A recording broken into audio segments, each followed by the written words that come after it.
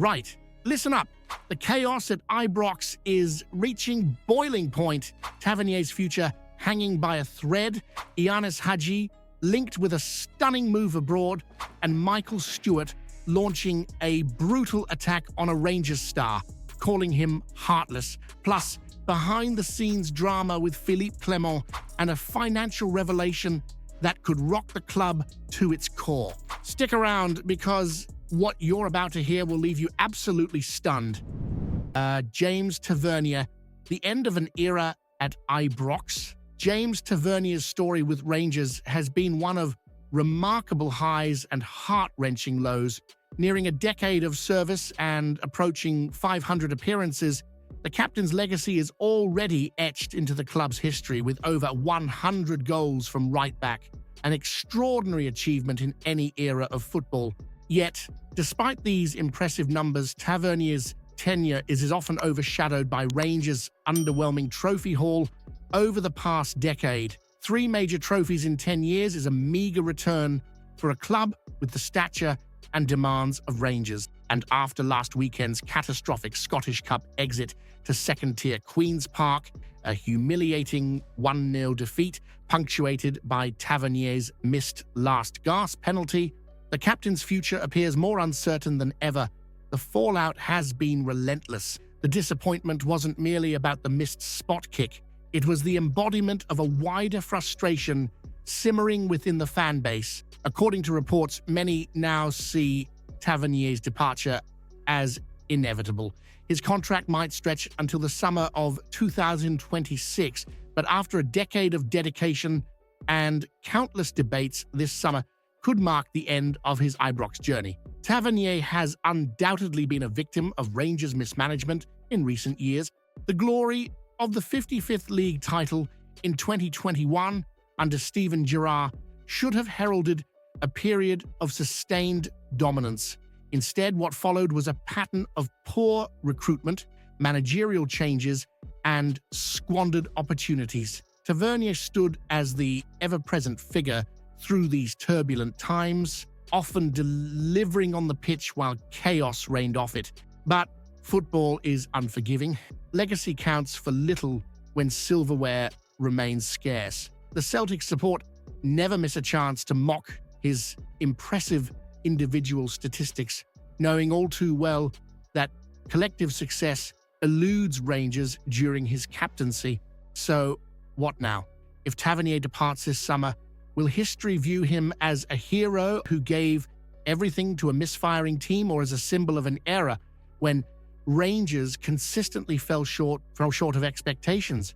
Was Tavernier ever the right man to captain Rangers, or has his loyalty cost the club the success it craves? What do you think? Has his time at Ibrox come to a natural end, or does he deserve one last shot at redemption? Yanis Hagi's potential departure from Ibrox is beginning to feel like an inevitability, and the speculation is only growing louder with each passing week. The Romanian midfielder, who has football in his blood thanks to his legendary father, Gheorghe, might soon be calling time on his Rangers career if Galatasaray boss Okan Buruk's recent remarks are anything to go by. Buruk has admitted that Galatasaray were previously interested in signing Haji, and with the player's career at a crossroads, that interest could easily reignite.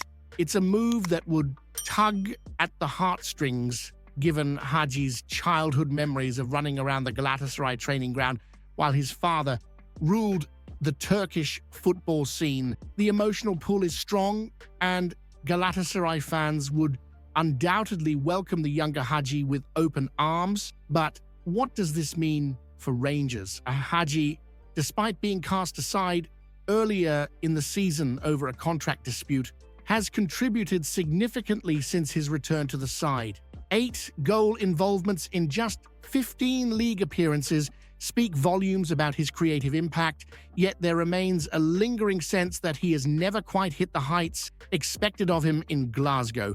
A serious knee injury halted his progress, and his loan spell in Spain only fueled doubts about his long-term role at Ibrox. Now, with Serie A's Genoa also reportedly circling, It seems the summer window might present a final chapter in his Rangers story. Galatasaray's sentimental allure, Genoa's Italian ambition, both offer intriguing prospects for a player looking to truly establish himself. But here's the burning question. Would Rangers regret letting Haji go, or has he already had more chances than his performances have justified?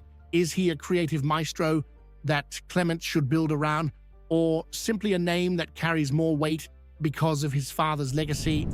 Michael Stewart, the man who couldn't cut it at Ibrox during his trial, is at it again, this time tearing into Rangers stars Oscar Cortez and Nedim Bajrami with some scathing remarks that are sure to ruffle feathers. Speaking on Premier Sports, Stewart didn't hold back, claiming Cortez has a heart the size of a pea after the Colombian wingers struggles with injury.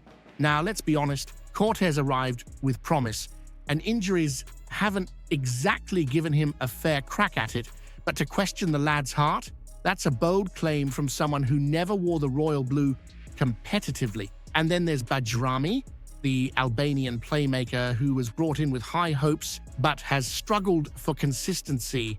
According to Stewart, Bajrami is just a nice technical player who offers zero impact because of a supposed lack of desire. But how much of that is on the player and how much is on the unsettled squad he's come into? It's a typical dig from Stewart, who never misses a chance to have a go at Rangers. But here's the real talking point. Are Cortez and Bajrami genuinely lacking the grit needed to succeed at Ibrox, or is this just another bitter rant from a man still sore about his own Rangers rejection? The storm clouds continue to gather over Ibrox as Rangers fans eagerly await clarity from CEO Patrick Stewart and manager Philippe Clement. After the disastrous Scottish Cup defeat to Queen's Park, a result that still feels like a dagger to the heart, Stewart sat down with the fan advisory board last week. The minutes from that meeting are set to be published soon, but the questions swirling around the club remain as sharp as ever. Clement, meanwhile, is preparing to face the press on Friday, and you can bet the atmosphere will be as tense as a derby day at Parkhead. The Belgian has looked increasingly like a man searching for answers as Rangers stumble from one disappointment to the next, with the gap to Celtic growing and the team's performance levels dropping alarmingly. Fans are desperate for some kind of reassurance that this ship isn't sinking. What exactly does Stewart plan to do about the club's faltering recruitment? The decisions in the transfer market have left us with players who seem allergic to consistency. And how long can Clement survive without delivering results? The fans won't tolerate mediocrity. Ibrox demands trophies, not excuses. But here's the big question. Has Philippe Clement already lost the dressing room, or does he deserve time to rebuild a squad that's been riddled with poor decisions and missed opportunities? Rangers' summer financial hopes might be getting a boost, but the club's ongoing transfer struggles are casting a long shadow over Ibrox. With over £4 million spent annually on wages for players who have failed to deliver in Glasgow, the spotlight is firmly on the recruitment team's decision-making. Kieran Dowell and Ben Davies have found a new lease of life at Birmingham City, with Dowell even grabbing headlines for his performances since his January move. Both players, who seemed like square pegs in round holes at Ibrox, are thriving in a less pressured environment, a stark contrast to their time in royal blue. Meanwhile, Rabbi Matondo has hit the ground running in Germany, netting on his debut for Hannover 96. If he helps them secure promotion, Rangers could pocket a modest £1 million from the deal. Not exactly transformative, but every penny counts given the financial missteps of recent years. And then there's Jose Cifuentes, now dreaming of Greek glory with Aris Thessaloniki after an underwhelming stint in Glasgow. So what went wrong for these players at Rangers? Is it just poor recruitment? Or is the intensity of playing under the Ibrox spotlight simply too much for some? The fact that these players are excelling elsewhere raises uncomfortable questions about the club's internal culture. Has the relentless pressure to match Celtic created an environment where talent struggles to flourish? Here's the real debate. Is the problem with the players, or does Rangers need to look in the mirror and address a toxic culture that's turning potential assets into liabilities? If you haven't seen yesterday's video yet, you're missing out. Explosive news about Rangers that'll leave every fan stunned. Go check it out now.